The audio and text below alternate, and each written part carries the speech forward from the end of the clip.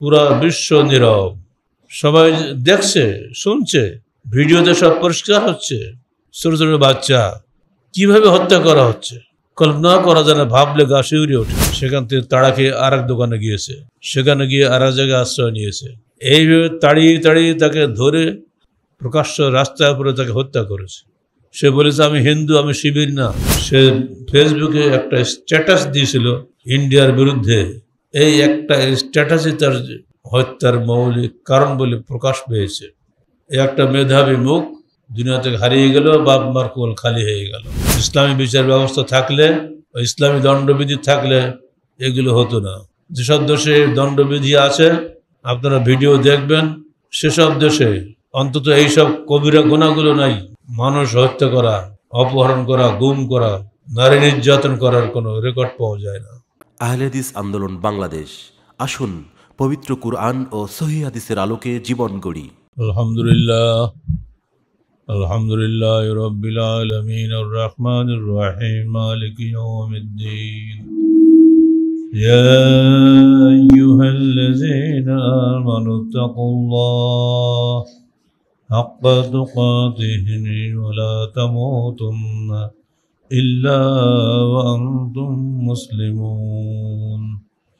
يا أيها الناس اتقوا ربكم الذي خلقكم من نفس واحدة وخلق منها زوجها وبث منهما رجالا كثيرا ونساء واتقوا الله الذي تساءلون به والأرحام إن الله كان عليكم رقيبا.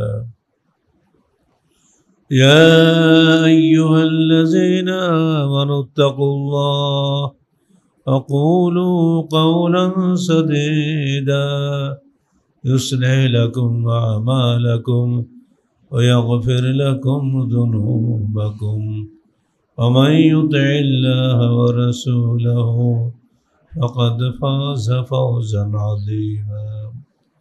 أما بعد فقد قال الله تعالى في الكلام المجيد: أعوذ بالله السميع العليم من الشيطان الرجيم. بسم الله الرحمن الرحيم. أفحكم الجاهلية يبغون ومن أحسن من الله حكما لقوم يوقنون. يا أيها الذين آمنوا لا تتخذوا اليهود والنصارى أولياء بعضهم أولياء بعض ولن يقولوهم منكم ومن يتولهم منكم فإنه منهم إن الله لا يهدي القوم الظالمين. সূরা মাইদা 50-51 আয়াত। যাবতীয় হামদ ও সানা আল্লাহ রাব্বুল আলামিনের জন্য এবং যাবতীয় দরুদ ও সালাত শেষ নবী মুহাম্মদুর রাসূলুল্লাহ সাল্লাল্লাহু আলাইহি ওয়াসাল্লামের জন্য।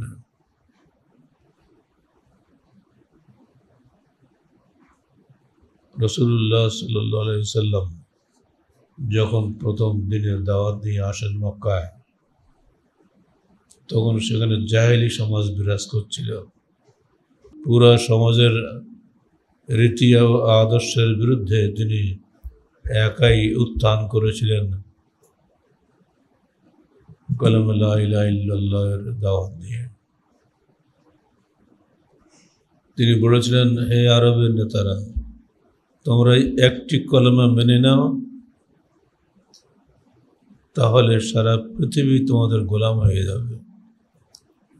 এই কলেমার মধ্যে যে কি শক্তি আছে মানুষ সঙ্গে সঙ্গে বুঝতে পারে না।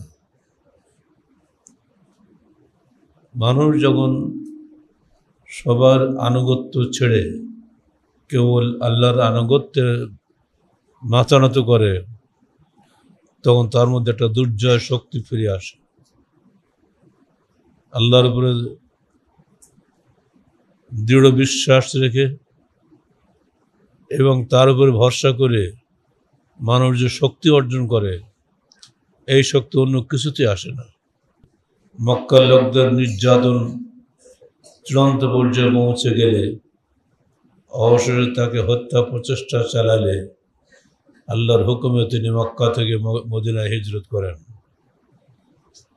সেখানে গিয়ে শুরু হয়ে গেল ইহুদিদের চক্রান্ত আর মুনাফিকদের কপটতা।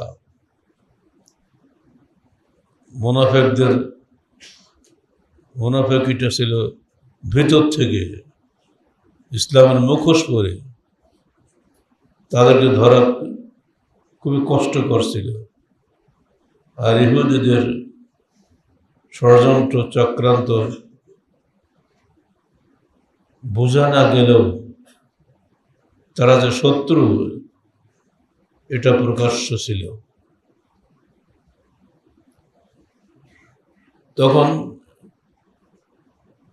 মুসলমানদের মধ্যে ঈমানে দৃঢ়তা অনেকাংশে কমতে শুরু করল কারো কারো মধ্যে।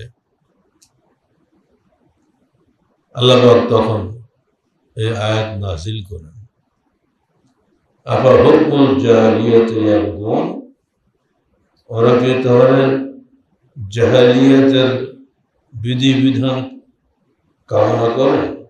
অথচ আল্লাহর চাইতে সর্বোত্তম বিধানদাতা আর কে আছে? যে কওমে ইউকিনুন, বিশ্বাসী কওমের জন্য, যারা আল্লাহর বিধানকে হৃদয় দিয়ে মেনে নিয়েছে ও বিশ্বাস করেছে, তাদের নিকটে আল্লাহর বিধানের চাইতে উত্তম বিধান আর কিছুই নাই। ইয়া আইয়ুহাল্লাযীনা আমানু, হে বিশ্বাসীগণ, লা তাত্তাখিযু ইয়াহুদা ওয়ান নাসারা আউলিয়া, তোমরা কোন অবস্থায় ইহুদি ও নাসারাদেরকে বন্ধু হিসেবে গ্রহণ করো না। বা'দুহুম আউলিয়া বা'দ, ওরা একে অপরের বন্ধু। ওয়া ইয়াতাওয়াল্লাহুম মিনকুম ফাইন্নাহু মিনহুম, তোমাদের মধ্যে যারা তাদের সঙ্গে বন্ধুত্ব করবে তারা তাদের অন্তর্ভুক্ত বলেই গণ্য হবে। আল্লাহ কোন জালেম কওমকে হেদায়েত করেন না। সূরা মাইদা 50-51 আয়াত। বর্তমান যুগে এর মধ্যে আমাদের জন্য শিক্ষণীয় বিষয়সমূহ রয়েছে। মাদানী যুগে অনেকগুলো ঘটনা আমাদের সামনে আসে যেগুলো মানুষ মেনে নিতে পারেনি, অথচ তার মধ্যে ছিল মঙ্গল। যেমন একটা ঘটনা, আন আয়েশাতা আন্না কুরাইশান আহাম্মাতহুম শানুল মিরাতিল মাখজুমিয়্যা আল্লাতী সারাকাত ফাকালু মা ইউকাল্লিমু ফীহা রাসূলুল্লাহ সাল্লাল্লাহু আলাইহি ওয়াসাল্লাম ফাকালু ওয়া মান ইয়াজতারিউ আলাইহি ইল্লা উসামা ইবনে যায়েদ হিব্বু রাসূলিল্লাহ সাল্লাল্লাহু আলাইহি ওয়াসাল্লাম ফাকাল্লামাহু উসামা فقال رسول الله صلى الله عليه وسلم أتشفع في حد من حدود الله ثم قام فاختطب ثم قال إنما أهلك الذين قبلكم أنهم كانوا إذا سرق فيهم الشريف تركوه وإذا سرق فيهم الضعيف أقاموا عليه الحد وعيب الله لو أن فاطمة بنت محمد سرقت لقطعت يدها متفق عليه। মখজুম গোত্র আরবের বিশেষ করে মক্কার অত্যন্ত সম্ভ্রান্ত একটি গোত্রের নাম। ওমর ফারুক সে গোত্রে জন্মগ্রহণ করেছিলেন। সেই গোত্রেরই একজন মহিলা চুরির অপরাধে ধরা পড়ে। গোত্রের নেতারা সবাই দুশ্চিন্তায় পড়ে গেল যে এর জন্য আল্লাহ রসুলের কাছে সুপারিশ করবে কে। সবাই বলল আল্লাহ রসুলের প্রিয় নাতি উসামা বিন যায়েদ ব্যতীত কারো পক্ষে এ নিয়ে তার সামনে কথা বলার সাহস নেই। তখন উসামাকেই বলা হলো যে তুমি আল্লাহ রসুলের কাছে একটু সুপারিশ করো। উসামা বিন যায়েদ তখন সুপারিশ করলেন। তখন আল্লাহ রসুল সবাইকে ডাকালেন এবং খুতবা দিলেন। সে খুতবায় তিনি বললেন, ইন্নামা আহলাকাল্লাযীনা ক্বাবলাকুম আন্নাহুম কানু ইযা সারাকা ফীহিমুশ শরীফ তারাকুহু। তোমাদের বিগত জাতিগুলি ধ্বংস হয়েছে এই কারণে যে তাদের মধ্যে যখন কোনো শরীফ লোক চুরি করত তখন তাকে ছেড়ে দিত, আর যখন কোনো জয়ীফ লোক চুরি করত তখন তার উপরে দণ্ড বিধি জারি করত। আল্লাহর কসম, যদি আজকে মুহাম্মদের কন্যা ফাতেমা চুরি করে আমি নিজে তার হাত কেটে দেব। বুখারী মুসলিমের হাদিস।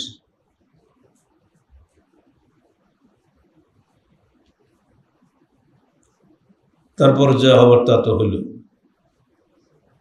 কোনো সুপারিশ কাজে লাগেনি।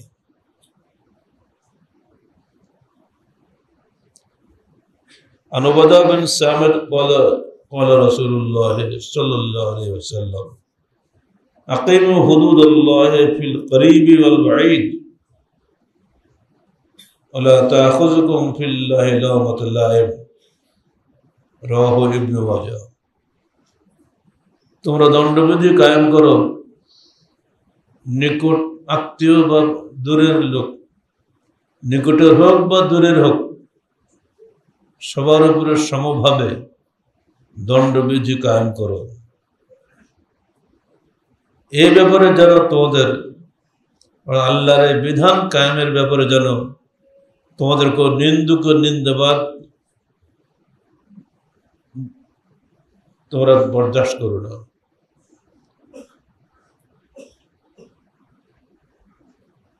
ইবনে মাজাহ। ইকামত হাদ্দ মিন হুদুদিল্লাহ খায়রুম মিন মাতর 40 লাইলাতান ফি বিলাদিল্লাহ রাওয়াহু ইবনে মাজাহ। আল্লাহর দণ্ডবিধি সমূহের কোন একটি দণ্ডবিধি যদি কোথাও বাস্তবায়িত হয় তাহলে আল্লাহর জমিনে 40 দিন বৃষ্টিপাতের চাইতেও উত্তম হবে। এসব হাদিস আমাদেরকে বাধ্য করে এই কথা জানার জন্য ওয়ালাকুম ফিল কিসাস হায়াতুন ইয়া উলিল আলবাব, যথাযথ প্রতিশোধ গ্রহণের মধ্যে তোমাদের জীবন নিহিত। কোরআনের চিরন্তন ঘোষণা। দাঁত ভেঙে দিয়েছে, দাঁত ভেঙে দেবেন। চোখ তুলে নিয়েছে, চোখ তুলে দিবেন। ওই এলাকায় কখনোই আর এই অপকর্ম হবে না। খুন করেছে প্রকাশ্য শাস্তি দিবেন, খুনের বদলা খুন। গত 9 জুলাই বুধবার বিকাল 5:40 থেকে 6টার মধ্যে ঢাকা মিটফোর্ড হাসপাতালের 3 নম্বর গেট সংলগ্ন প্রকাশ্য রাস্তায় ভাঙড়ি ব্যবসায়ী লালচাঁদ সোহাগ 39 বছর বয়স, তাকে ডেকে নিয়ে চাঁদা চায়। না দিলে অ্যালোপ্যাথাড়ি পিটিয়ে হত্যা করে। মৃত্যুর পরও তার লাশের মুখে লাথি মারে। তারপর বারবার তার লাশের উপরে নাচানাচি করে পশুত্বের চরমত্ব দেখানো হয়।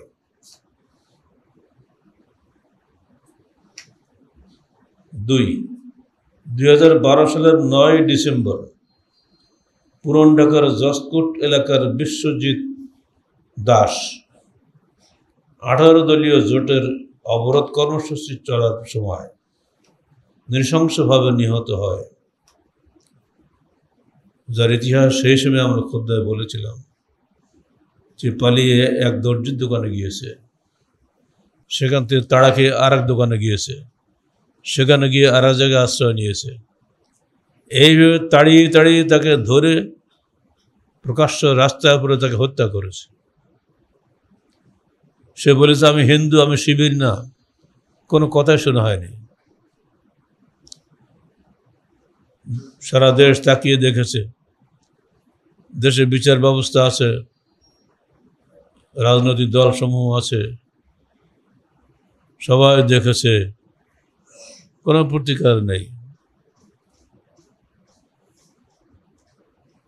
3, 2019 সালের 7ই অক্টোবর বুয়েটের 2য় বর্ষের মেধাবী ছাত্র আবরার ফাহাদকে, তার বয়স মাত্র 21, রাত ভোর নির্যাতন করে হত্যা করে তৎকালীন ক্ষমতাসীন ছাত্র সংগঠনের ক্যাডাররা। কোনো বিচার হয়নি। সে ফেসবুকে একটা স্ট্যাটাস দিয়েছিল ইন্ডিয়ার বিরুদ্ধে। এই একটা স্ট্যাটাসই তার হত্যার মৌলিক কারণ বলে প্রকাশ পেয়েছে। একটা মেধাবী মুখ দুনিয়া থেকে হারিয়ে গেল, বাপ মার কোল খালি হয়ে গেল। বিচার হয়তো হয়েছে 15-20 বছর পরে গিয়ে, সে বিচার কেউ দেখবো না, সে বিচারে কিছু যায় আসে না।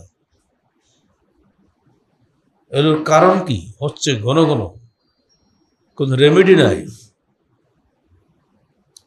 কারণ 4টা। 1, গণতান্ত্রিক নির্বাচন ও দলীয় শাসন ব্যবস্থা। যতদিন দেশে এইটা থাকবে ততদিন এগুলো চলবে, এর দ্বিতীয় কোনো রেমেডি নাই। বিশ্বব্যাপী এই গণতান্ত্রিক সিস্টেম চলছে, আর বিশ্বব্যাপী মানবতার পরাজয় চলছে। গাজায় প্রতিদিন শত শত মানুষকে হত্যা করা হচ্ছে, পুরা বিশ্ব নীরব। সবাই দেখছে, শুনছে, ভিডিওতে সব পরিষ্কার হচ্ছে। ছোট ছোট বাচ্চা কিভাবে হত্যা করা হচ্ছে কল্পনা করা যায় না, ভাবলে গা শিউরে ওঠে। কেউ কিছু বলছে না। 2 নম্বর, বিচারহীনতা ও বিচারের দীর্ঘসূত্রিতা। দেশে কোনো বিচার নাই, যাই কিছু আছে তা দ্রুত ফল কেউ পায় না। আমরা নিজেরা তার ভুক্তভোগী। মিথ্যা মামলায় 3 বছর 6 মাস 6 দিন কারা নির্যাতিত হলাম। কেন হলাম তার কোনো উত্তর নাই। যারা মিথ্যা মামলা দিল তারা যেহেতু সরকারে আসছিল, সেই সময় ছিল, এখন আবার তারা সরকারে আসবে, অথবা এটা তাদের অধিকার নির্যাতন করা। চুপচাপ মেনে নিতে হবে, সহ্য করতে হবে। তাহলে এত রাষ্ট্র কায়েম করে লাভ কি? আর এত বিচার ব্যবস্থা করি বা লাভটা কি? Justice delayed, justice denied. দীর্ঘসূত্রে বিরাজ, দীর্ঘসূত্রে বিচার, বিচারহীনতার সামিল। বহু আগেই ব্রিটিশ মন্ত্রী গ্ল্যাডস্টোন কথা বলে গিয়েছেন।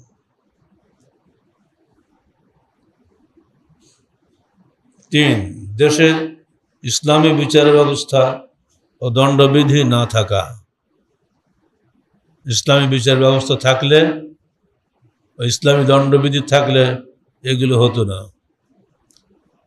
যেসব দেশে দণ্ডবিধি আছে, আপনারা ভিডিও দেখবেন, সেসব দেশে অন্তত এইসব কবিরা গুনাহগুলো নাই।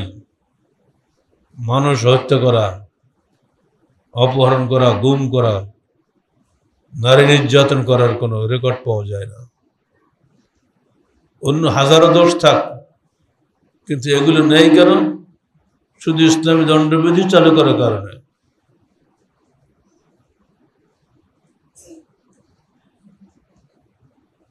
চার, দেশের দ্বীনি শিক্ষা ও দ্বীনের চর্চা না থাকা। যদি আমাদের ছেলেরা নিম্ন শ্রেণী থেকে সর্বোচ্চ শ্রেণী পর্যন্ত কোরআন ও হাদিসের বিধিবিধানগুলো শিখত, তো তাদের মধ্যে একটা জাগৃতি আসতো। কিন্তু তাদেরকে এই বিষয়ে কিছু জানানো হয় না, ফলে তাদের মধ্যে কোনো চেতনা সৃষ্টি হচ্ছে না। মৌলিক এই চারটি কারণের পরে আসুন এর সমাধান কি?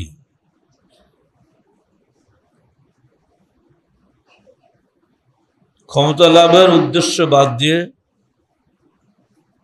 মানুষের ঈমান বৃদ্ধির চেষ্টা করা আবশ্যক। ক্ষমতা লাভ উদ্দেশ্য হবে না। আপনি আন্দোলন করেন, ক্ষমতা লাভের উদ্দেশ্যে করবেন না, মানুষের ঈমান বৃদ্ধির উদ্দেশ্যে কাজ করুন। ক্ষমতায় গিয়ে ইসলাম কায়েম করা, এই চিন্তাটা বাদ দিতে হবে। ক্ষমতায় গিয়ে ইসলাম কায়েম করা যায় না। তার বাস্তব দলিল বর্তমানে এখনো পর্যন্ত ক্ষমতায় আছেন 22 বছর ধরে তুরস্কের এরদোয়ান। তিনি নিজে হাফেজ মানুষ এবং ইসলাম কায়েম করার জন্য তিনি দৃঢ় প্রতিজ্ঞ, কিন্তু পাচ্ছেন না। ইলেকশন একটা প্রাইভেট কারের মতো, এই কারে চড়ি ক্ষমতা যেতে হয়, কিন্তু যাওয়ার পরে ওখানেই থেকে যেতে হয়। কোনো আইন সে কায়েম করতে পারে না। যার প্রমাণ শুধু এরদোয়ান নয়, বাংলাদেশে ইসলামী রাজনৈতিক দলগুলি কয়েকবার ক্ষমতায় গিয়েছে। আমরা যখন কারাগারে ছিলাম, আমাদেরকে কারাগারে নিয়ে গেছিল এই ইসলামী মূল্যবোধের সরকারই। তত্ত্বাবধায়ক সরকার যদি না আসতো, তাহলে অন্তত আমরা অন্যদের কথা বলি না, কারাগার থেকে মুক্তি পাইতাম না। 2008 সালের 28শে অগাস্টে আমি কারাগার থেকে মুক্তি পেয়েছি, আমার সঙ্গে আমরা আর 4 জন। তখন দেশে ইসলামী মূল্যবোধের সরকার ছিল না, তাদের মেয়াদ শেষ। তত্ত্বাবধায়ক সরকার ছিল নিরপেক্ষ সরকার, সে কারণেই হয়তো আমরা বেরিয়ে আসতে পেরেছিলাম। কারণ ইসলামী মূল্যবোধের সরকারের মন্ত্রীরা বলেছিলেন, we want him at least 14 years that his movement will be die down. আমরা তাকে কমপক্ষে 14 বছর কারাগারে রাখবো, যাতে এই আহলে হাদিস আন্দোলন মরে শেষ হয়ে যায়। তাদের সে কামনা পূর্ণ হয়নি। আহলে হাদিস আন্দোলন মরেনি, আহলে হাদিস আন্দোলন চলছে, আরো বরং জোরদার হয়েছে। মূলত ক্ষমতা লাভের উদ্দেশ্য বাদ দিয়ে মানুষের ঈমান বৃদ্ধির চেষ্টা করাটাই শ্রেষ্ঠ উম্মতের বৈশিষ্ট্য। আল্লাহ বলছেন, কুনতুম খায়রা উম্মাতিন উখরিজাত লিন-নাস তা'মুরুনা বিল মা'রুফ ওয়া তানহাউনা আনিল মুনকার।